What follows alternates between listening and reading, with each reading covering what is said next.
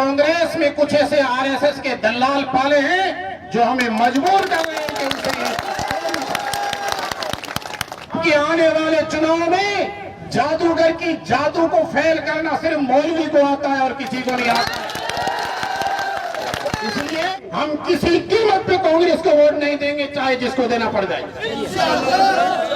आप ये वादा करो कि अंतिम सांस में अगर इसका रिजल्ट नहीं निकला, पूरा मुस्लिम समाज कांग्रेस के खिलाफ वोट देगा। हाथ खड़े करके बड़े छोटे सबको बाइकाट करो इसकी मुहिम का। और मैं तो ये कहता हूं, इससे आगे बढ़ करके इस कांग्रेस से बड़ा दुश्मन मुसलमानों का इस देश में कोई नहीं।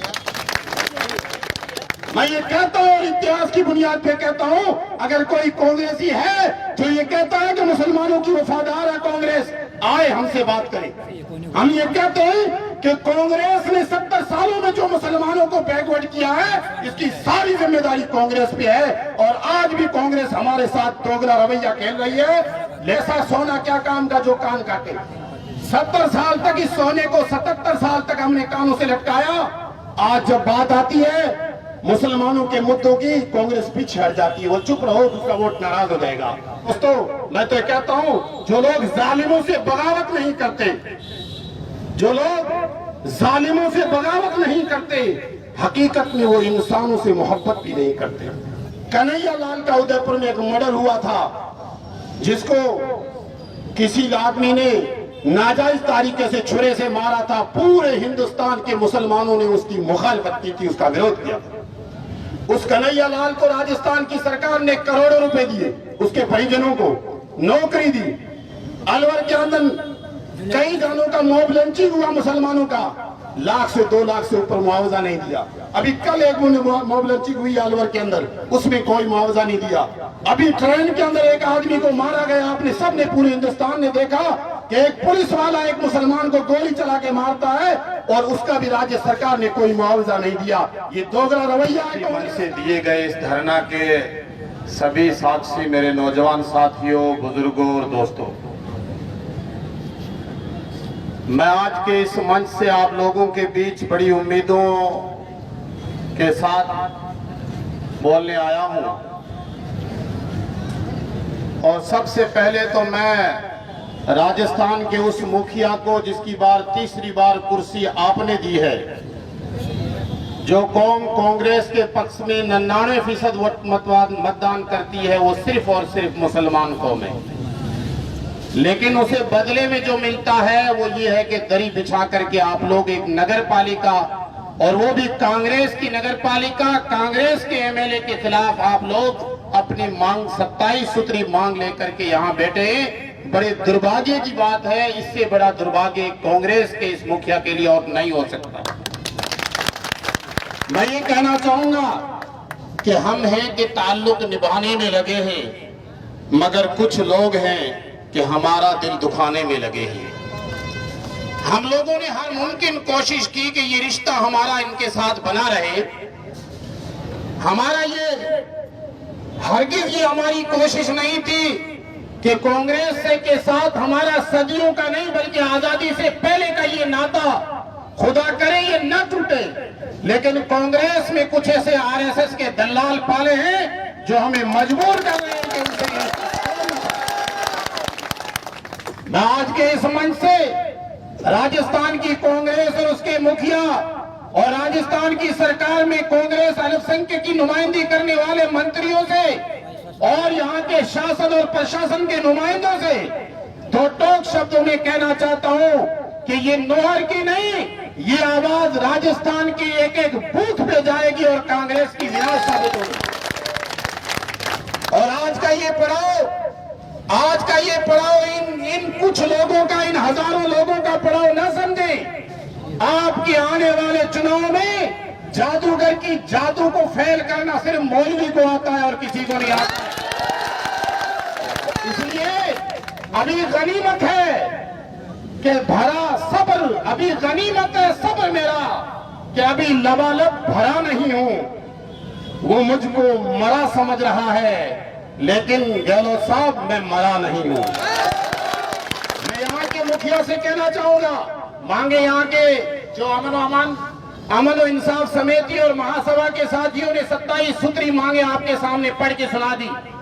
लेकिन मेरे समाज का कुछ दुर्भाग्य है जिसके लिए इन लोगों ने बार बार आपसे अपील की कि हम आपको फिर बुलाएंगे, फिर आएंगे। ये इन मुस्लिम अमन और इंसाफ और मुस्लिम महासभा का काम नहीं है। ये अब हमारे बच्चे बच्चे का काम है कि यहाँ से लेकर बूथ तक की लड़ाई जानी चाहिए। और हर जगह अगर कांग्रेस के एमएलए को और यहाँ के नगर पालिका चेयरमैन को आप काले झंडे दिखाएंगे तब जाके इनकी अकल ठिकाने आएगी। इन्हें एक भी यकीन है कि जब चुनाव आएगा तो हम कभी मोदी जी का भाषण सुना देंगे, कभी कह देंगे देखो कांग्रेस मुसलमानों के खिलाफ ये बीजेपी क्या बोल रही है। हमें उन मुद्दों पे नहीं जाना है। जो राजस्थान की सरकार की बताई हुई योजनाएं, जब राजस्थान की गवर्नमेंट कह रही है कि हर आदमी को मुफ्त में पट्टा मिलेगा, तो चेयरमैन साहब आप ये बताइए कि आपने किस रूह से पट्टा रोक रखा है।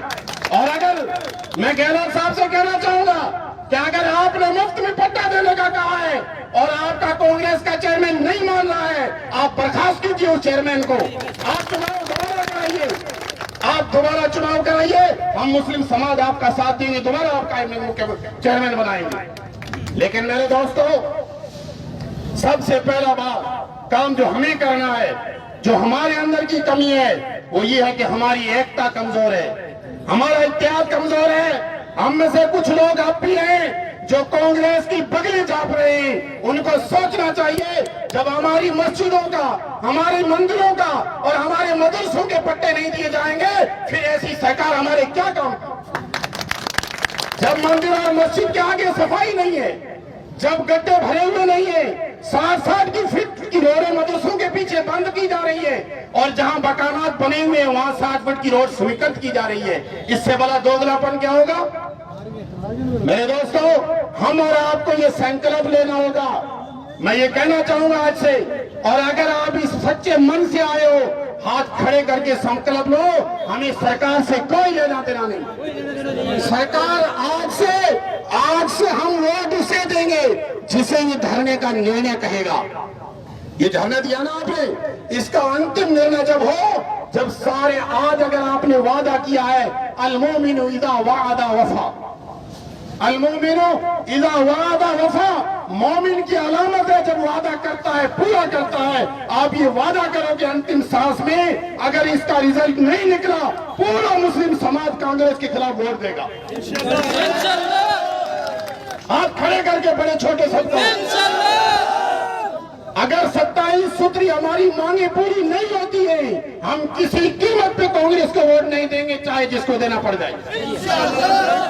इसलिए मेरे दोस्तों, आज आप लोगों की ये 27 सूत्री मांगे, और बड़े दुख की बात कई दोस्तों से अभी बयान में सुन रहा था मैं कि फाइल कहीं एमएलए लटका रहा है, कहीं चेयरमैन का वो पति लटका रहा है, कहीं किसी का दादा लटका रहा है। मेरे दोस्तों, ये इसलिए लटका रखे हैं कि आपकी एकता कमजोर है। आप बूथ बूथ पे इन्हें काले झंडे बनाने के लिए संघर्ष करो, खुदा की कसम तुम्हारे पैर पकड़ेंगे, दोबारा कभी तुमसे वादा वफाई नहीं करेंगे।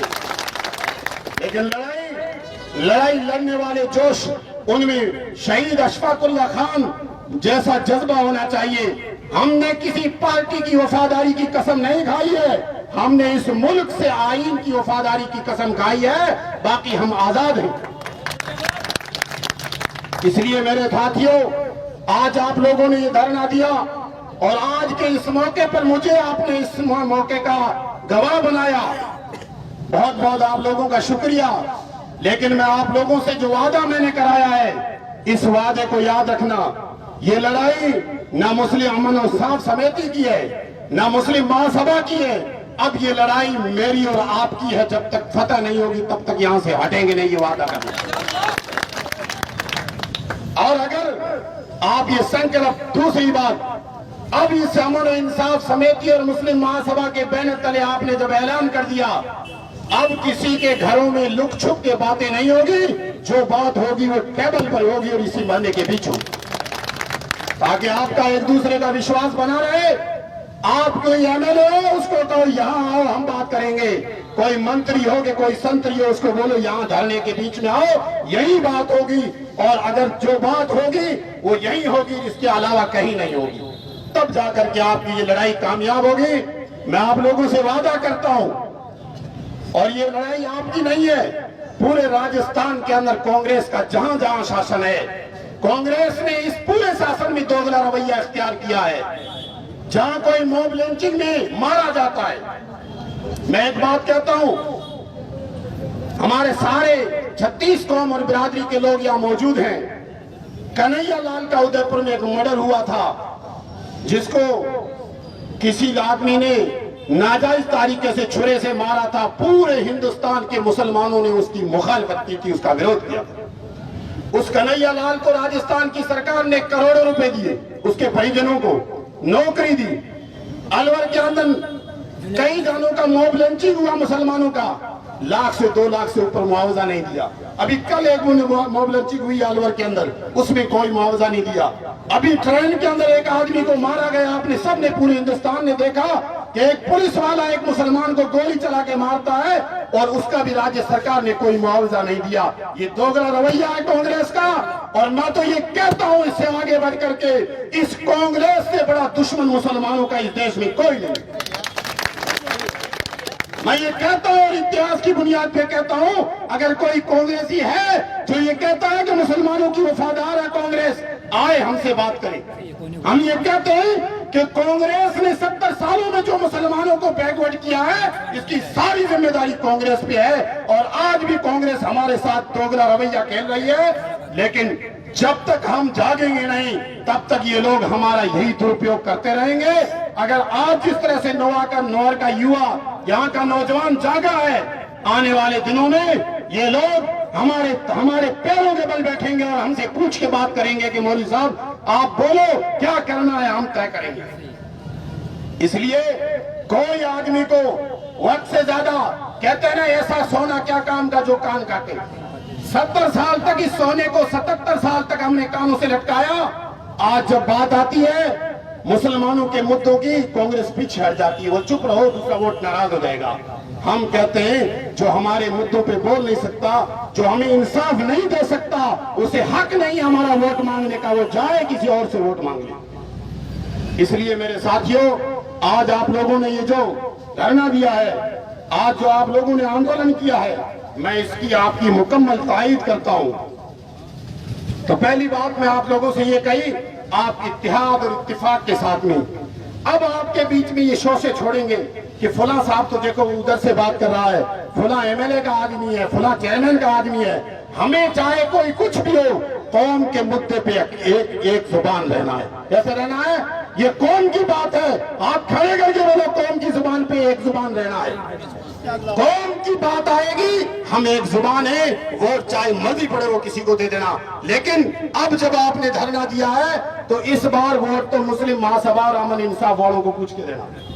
दूसरा काम, आप लोगों को एक मुहिम चलानी है, नौजवानों को, युवाओं को, सोशल मीडिया पर जो कांग्रेस का प्रचार करते हैं, कुल्ली तौर पे कांग्रेस का प्रचार बंद कर दो सोशल मीडिया पे। उनको बोलो तुम्हारी सोशल मीडिया टीम लगाओ, एमएलए साहब को बोलो तेरे कारिंदों को छोड़, तेरे चमचों को छोड़, जिनको तूने पैसा खिलाया है, हम तेरा फ्री में प्रचार नहीं करेंगे।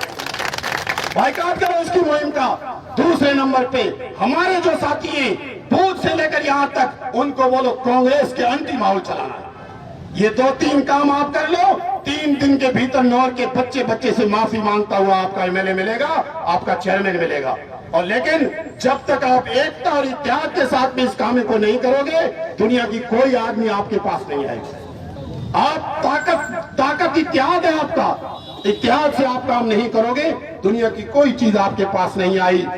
मेरे दोस्तों, मैं तो कहता हूं, जो लोग जालिमों से बगावत नहीं करते, जो लोग जालिमों से बगावत नहीं करते, हकीकत में वो इंसानों से मोहब्बत भी नहीं करते। हमारा काम है, जब जुल्म अंत पे चढ़ता है, हजरत हुसैन रज़ी अल्लाह ताला अन्हु ने यजीद के खिलाफ क्यों शहादत दी, क्यों अपने मौके अपने परिवार को कुर्बान करवाया, क्यों करवाया, आप सुनाइए। यजीद की किस्से कहानी आपने मस्जिदों में सुने होंगे। क्यों यजीद का जुल्म अंत को चला, इमाम हुसैन ने अपने पूरे कुर्बान परिवार को करबला के मैदान में सर कटाने के लिए छोड़ दिया था। आपको भी सबक लेना है। जब जुल्म अंत पे चला जाए, जान चली जाए तो चली जाए, लेकिन जुल्म बर्दाश्त करना ये ईमान वाले का काम नहीं है। इसलिए मेरे दोस्तों, आप सब लोगों ने आज के इस धरने को शोभा दिया, और जितने तनदेही से, जितनी मेहनत से आप लोग आज पधारे, जब तक आपकी मांगों के लिए कोई विस्तारित बात नहीं होती तब तक नहीं, बल्कि चुनाव आने तक इसी तरह से डटे रहो। अगली बार फिर यूं कहेंगे कि साहब इनसे बच के रहना, नहीं तो ये किसी को भी धूल चटा सकते हैं। ये याद रखना मेरा शब्द। इसलिए मेरे दोस्तों, आप लोगों ने यहाँ आमंत्रित किया, आज का ये मौका, ये सभा मुझे मंच दिया, इसके लिए आप लोगों का, मुस्लिम महासभा का, अमन और इंसाफ समिति के दोस्तों का और आप सभी नौरवासियों का मैं तहे दिल से शुक्रगुजार हूँ। फकीराना आया, सदा कर चला, मियाँ खुश रहो, मैं तो अपने घर चला। जय हिंद।